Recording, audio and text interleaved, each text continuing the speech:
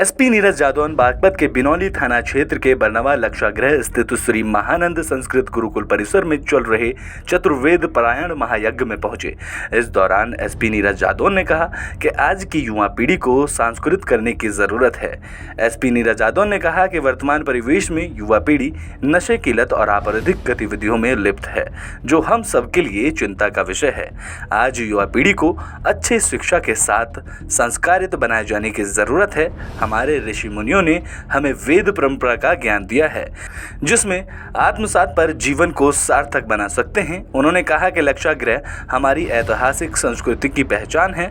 तो वहीं इस अवसर पर उन्होंने वेद मंत्रों के साथ महायज्ञ में आहुति भी दी।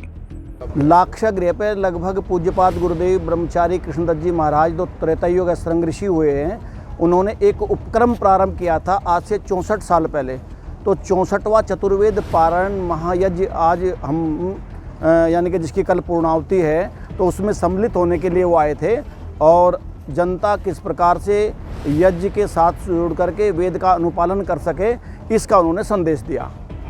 प्रकृति को किस प्रकार से हम पर्यावरण को बचा सके, उन्हीं औषधियों को लेकर के हम यज्ञ कर रहे हैं। नोएडा में एनबीसीसी की तरफ से बड़ी कार्रवाई की गई है।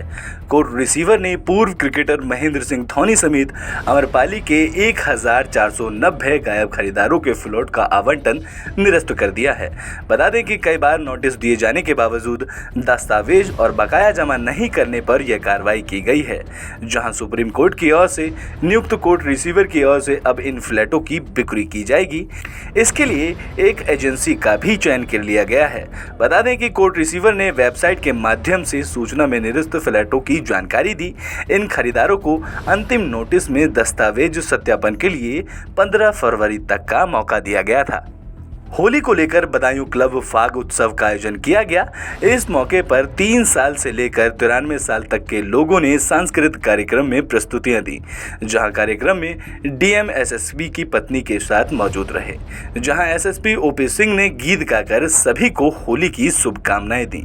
तो वहीं कार्यक्रम के अंत में जिलाधिकारी ने सभी प्रतिभागियों को प्रतीक चिन्ह भेंट किए। तो वहीं जिलाधिकारी ने सभी लोगों को होली को शांति सद्भाव से मनाने की अपील करते हुए शुभकामनाएं दी। फर्रुखाबाद में एक निरीक्षक ने होली पर छुट्टी के लिए आवेदन किया है। एप्लीकेशन में निरीक्षक ने लिखा है कि साहब, पत्नी पिछले 22 सालों से होली पर मैके नहीं गई है, इस बार उसे मैके लेकर जाना है, कृपया करके 10 दिन की छुट्टी दी जाए। निरीक्षक ने त्योहार की लीव के लिए एसपी कार्यालय में एप्लीकेशन को भेजा। यह अनोखा पत्र देखकर पुलिस अधीक्षक अशोक कुमार मीणा ने संज्ञान लिया। उन्होंने निरीक्षक को 10 दिन की नहीं बल्कि 5 दिन की छुट्टी को अप्रूव किया है। बता दें कि पुलिस के जवान का यह एप्लीकेशन सोशल मीडिया पर जमकर वायरल हो रहा है। बता दें कि होली के त्योहारों पर पुलिसकर्मियों की छुट्टियां रद्द कर दी गई हैं। त्योहार पर शांति व्यवस्था बनाए रखने के लिए पुलिस खासी चौकन्नी रहती है। इसी कारण ज़्यादातर पुलिसकर्मियों के अवकाश निरस्त किए जाते हैं, लेकिन पुलिस विभाग ने अपनी ऐसी समस्या बताकर 10 दिन का अवकाश मांगा गया है, जिसको लेकर पुलिस अधीक्षक अशोक कुमार मीणा ने संज्ञान लिया और निरीक्षक को 5 दिन की छुट्टी अप्रूव कर दी। नोएडा में एक होटल में मारपीट का मामला सामने आया है। मारपीट का सीसीटीवी वीडियो वायरल हो रहा है।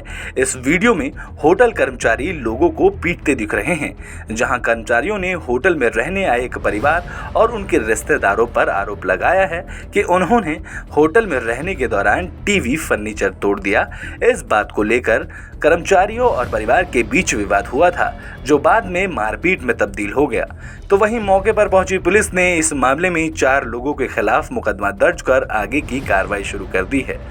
बता दें कि नोएडा के फेस 1 थाना क्षेत्र में सेक्टर 71 में स्थित एक होटल की पीयूष त्यागी ने अपनी शादी के लिए 3 दिन के लिए बुक किया था। शादी का कार्यक्रम खत्म होने के बाद अगले दिन लोग चेकआउट कर रहे थे, तभी होटल कर्मचारियों ने रूम में हुई तोड़फोड़ का हर्जाना भरने को कहा। इस बात को लेकर दोनों पक्षों में विवाद हो गया, जहां होटल कर्मचारियों ने बाहर से अपने साथियों को बुलाकर दुल्हा और उसके परिजनों को डंडे से जमकर मारा पीटा। पूरी वारदात होटल में लगे सीसीटीवी कैमरे में कैद हो गई, जहां पीड़ितों ने इसकी शिकायत पुलिस से की, जिस पर पुलिस के आला अधिकारियों ने 4 लोगों के खिलाफ अज्ञात मुकदमा दर्ज किया। तो वहीं होटल के सीसीटीवी फुटेज अपने कब्जे में लेकर बाकी आरोपियों की तलाश शुरू कर दी है। देखिए, इंदिरापुरम थाना क्षेत्र में ये एक कॉल सेंटर चलता था जो प्राइमरली यूएस के कस्टमर्स को स्कैम करने का काम करता था। इस गैंग के 3 पार्ट होते हैं। जो मुख्य पार्ट पकड़ा गया है, इनके पास कॉल्स आते थे और ये कॉल्स रिसीव करते थे, उन कस्टमर्स को स्कैम करते थे सॉफ्टवेयर वगैरह इंस्टॉल कराने के नाम पे, मुख्यतः एंटीवायरस सॉफ्टवेयर इंस्टॉल कराने के नाम पे उनसे पेमेंट्स लेते थे। पहला जो गैंग का जो एक पार्ट होता है, वो इनको कॉल्स अरेंज करा के देता था कि इनके सिस्टम पे वो कॉल्स आती थी। ये कॉल्स रिसीव करके कस्टमर्स को कन्विंस करके उनको स्कैम करके पेमेंट कराते थे। और तीसरा जो एक पार्ट होता है, वो ऐसे payment system payment transfer accounts को हैंडल करता था, जो कि वेनमो, ज़ेल इत्यादि जैसे पेमेंट मोड्स होते हैं, जिसमें कि ट्रेस करना थोड़ा मुश्किल होता है। गाजियाबाद में पुलिस ने विदेशी लोगों से ठगी करने वाले एक अंतर्राष्ट्रीय कॉल सेंटर का खुलासा किया है। पुलिस ने छापेमारी कर 14 आरोपियों को गिरफ्तार किया है, जिस दौरान 17 CPU, 16 monitor, 15 keyboard, 11 mouse, 16 headphone, laptop जैसे कॉल सेंटर चलाने का सामान भी पुलिस ने बरामद किया है।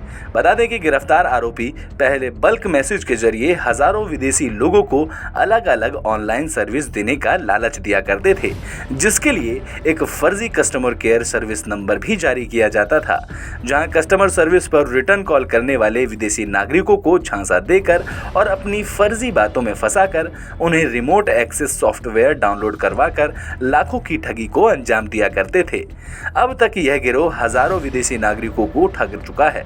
पुलिस की माने तो ये ठग करोड़ों रुपए की ठगी को अंजाम दे चुके हैं। नोएडा की एक लिफ्ट में चौंका देने वाली तस्वीर सामने आई है।